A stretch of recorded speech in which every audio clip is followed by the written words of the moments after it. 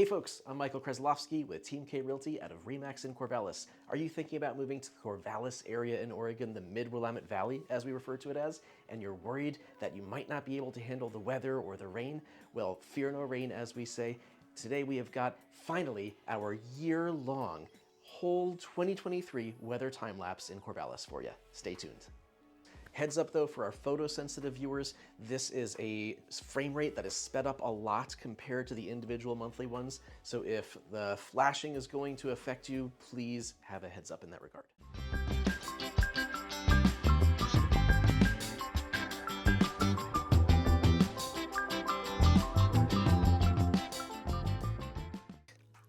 All right, here we go. It is January here, as you can see, and in January, the daytime high was in the mid-40s, and the nighttime low was in the 30s. So in January, you're looking at almost like our worst case weather scenario in that regard, right? And it is not freezing cold. The weather here is just not that bad. And that's the underlying point we want to communicate. We had about 3.5 inches of rain, but as you can see, it drizzled on and off. It's not just gray 24/7. There are some blue skies that show up, and that's actually why it cools down so much at night sometimes. When you have those blue skies and you don't have cloud cover, the heat escapes at night.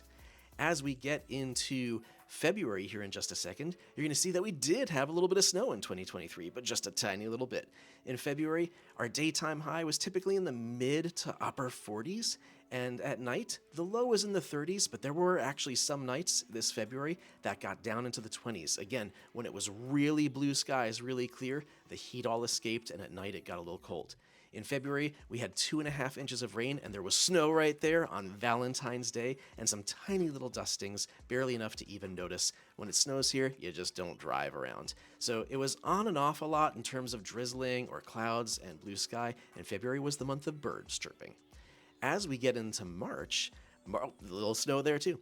As we get into March, March had, lower 50s in the daytime. So it's starting to warm up already in March. Spring is springing here, even in February a little bit. March, lower 50s in the day, low 30s at night.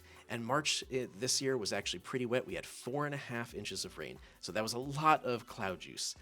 There was a little dusting of snow, but it was like not even noticeable on this. I doubt you'll even notice it. And March was frog month, which is really fun. So even in the wintertime, as you can see, the weather's just not that bad. And the Pacific Northwest has such a harsh reputation for being just like super gray and really oppressive weather. These things are all subjective. I don't think it's that bad here. Now, admittedly, I'm one of those people who walks around holding their rain jacket half the time, not even wearing it, but it's very mild year-round here, and that's the point we think you'll see as you watch these. All right, as we get into April in 2023 showed daytime highs in the mid-50s here, so starting to warm up a bit, and nighttime lows in the 40s, very humane. April was very wet as well. In March, we had 4.5 inches of rain. In April, we had 6 inches, but you are still going to see some blue skies on that screen. And you'll notice that the precipitation goes on and off. So there's a lot of times when you're watching this, and you'll see that, the rocks, the grounds, they'll dry off, they'll get wet again. They'll just go back and forth. I don't think it's as oppressive here as the reputation of the Pacific Northwest really makes you suspect. So, some nice blue skies mixed in, even on a particularly wet month with 6 inches of rain. In April, blooms and leaves. All over, buds, blooms, leaves, and flowers in town. It was beautiful. As we get into May, and this is May of 2023, it's going to warm up quite a bit. And apparently we had a lot of footage in April. The time lapse actually has different frame rates, different times of the year, depending on how long it's light out during the day. All right, now we get into May. There we go. May, it warms up beautifully. It's in the 70s, about 70 during the daytime, and about 45 at night. So compare this to other areas where sometimes you'll have really high daytime highs and extremely cold, brutal nights. It's not what's happening here. It's pretty mild.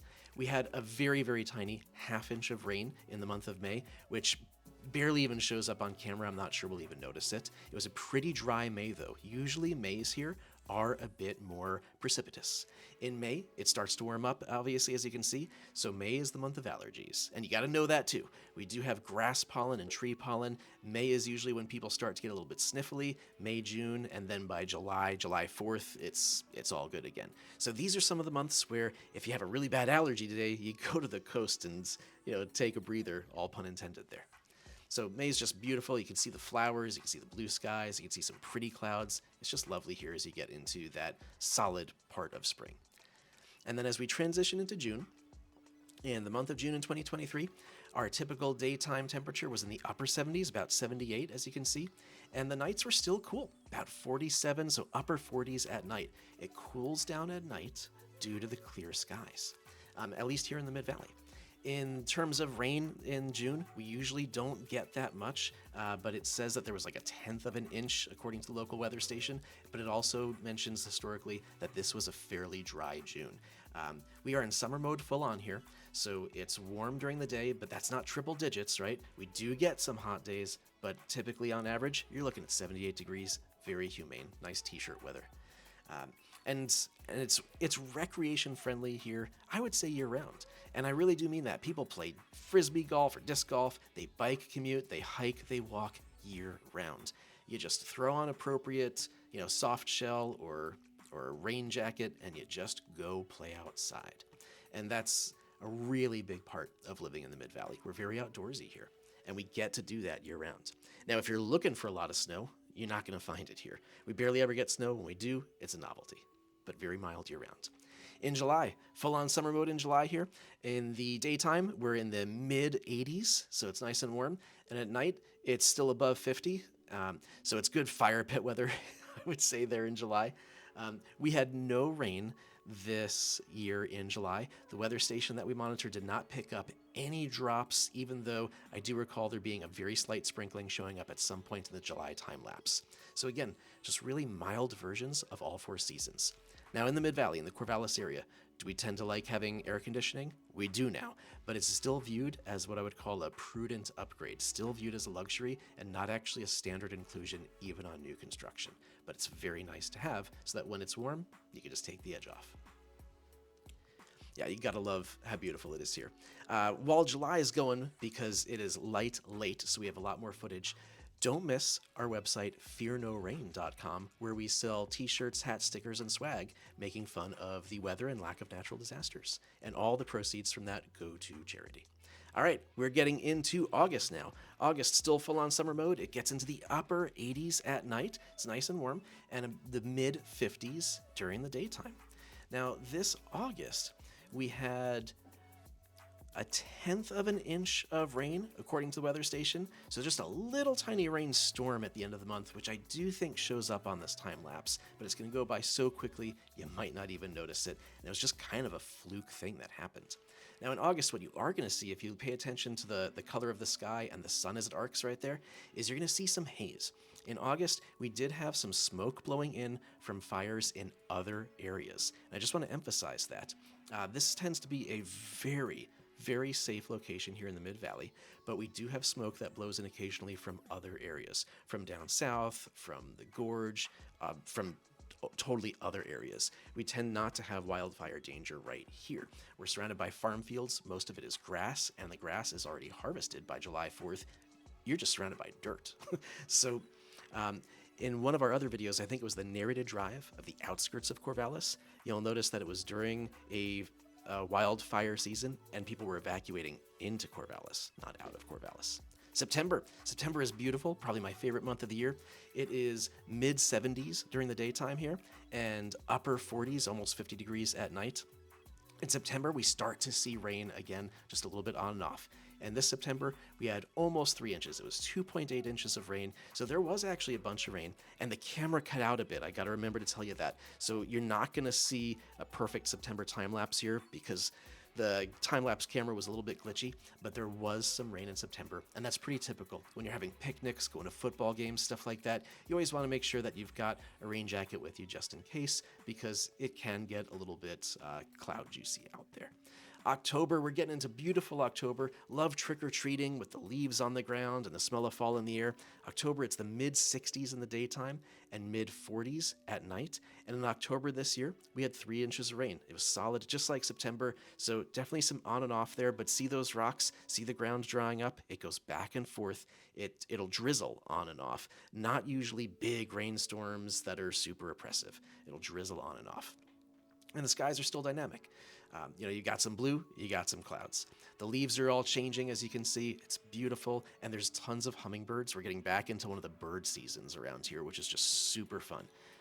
We've got a lot of hummingbirds, as you've heard me talk about in our other videos, because we've got a lot of hummingbird feeders in the yard back there, and it's just really fun to be into nature in this area. Getting into November, low 50s during the daytime, high 30s at night. We saw a lot of rain in November, another 5 inches in November, and that was actually light compared to historic data for Novembers in the Mid-Valley, but it did feel pretty wet.